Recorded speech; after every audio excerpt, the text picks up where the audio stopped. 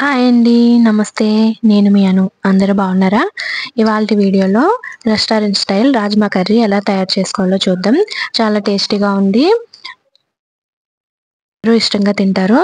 దీనికోసం రాత్రంతా నానబెట్టుకున్న రాజ్మాలో వాటర్ పోసుకోవాలి. బాగా శుభ్రంగా కడుక్కొని వాటర్ పోసుకొని తర్వాత సాల్టు, కారం, బిర్యానీ ఆకు, యాలక్కాయలు, లవంగాలు, దాల్చిన చెక్క ఇలా చిన్న చిన్నవి తీసుకొని వేసుకోవాలి. వేసుకుని ఇందులోనే అల్లం వెల్లుల్లి పేస్ట్, కొంచెం నూనె కూడా వేసుకుని బాగా కలుపుకొని కుక్కర్లో 3-4 విజిల్స్ రప్పించేసుకోవాలి. ఈ రాజ్మా అన్నది చాలా మెత్తగా ఉడికిపోవాలన్నమాట. బాగా ఉడికితేనే టేస్ట్ బాగుంటుంది. మెత్తగా ఉడకకపోతే టేస్ట్ బాగోదు.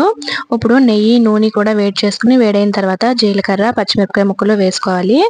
తర్వాత చిన్నగా కట్ చేసిన ఉల్లిపాయ ముక్కలు వేసుకుని బాగా వేయించుకోవాలి. ఈ వేగిన తర్వాత ఇందులో అల్లం వెల్లుల్లి పేస్టు కూడా వేసుకుని బాగా వేయించుకోవాలి. పచ్చివాసన అంతా పోయే వరకు వేయించుకుంటే టేస్ట్ బాగుంటుంది. ఇది అలా వేగిన తర్వాత ఇందులోనే మనకు టేస్ట్ తగ్గట్టు సాల్టు, కారం, పసుపు, అలాగే జీలకర్ర, ధనియాల పౌడరు, కొంచెం గరం మసాలా పౌడర్ కూడా వేసుకుని బాగా వేయించుకోవాలి. నూనె పైకి తేలే వరకు బాగా వేయించుకుంటే టేస్ట్ అనేది బాగుంటుంది. నా వీడియో నచ్చితే లైక్ చేయండి, అలాగే సబ్స్క్రైబ్ చేసుకోండి. బాగా వేగిన తర్వాత ఇందులోనే టమాటా పేస్ట్ కూడా వేసుకుని బాగా వేయించుకోవాలి. ఇది బాగా వేగిన తర్వాత మనం ముందుగా ఉడకపెట్టేసుకున్నాం కదా, కుక్కర్లో విజిల్స్ రప్పించుకొని ఇలా మెత్తగా ఉడికిపోవాలన్నమాట. ఈ ఉడికిపోయిన తర్వాత మనం నీళ్ళతో సహా ఈ రాజ్మా అనేది ఇందులో వేసేసుకుని ఉడికించుకోవాలి. ఒక 5 నిమిషాలు ఉడికితే మనకి దగ్గర పడిపోతుంది.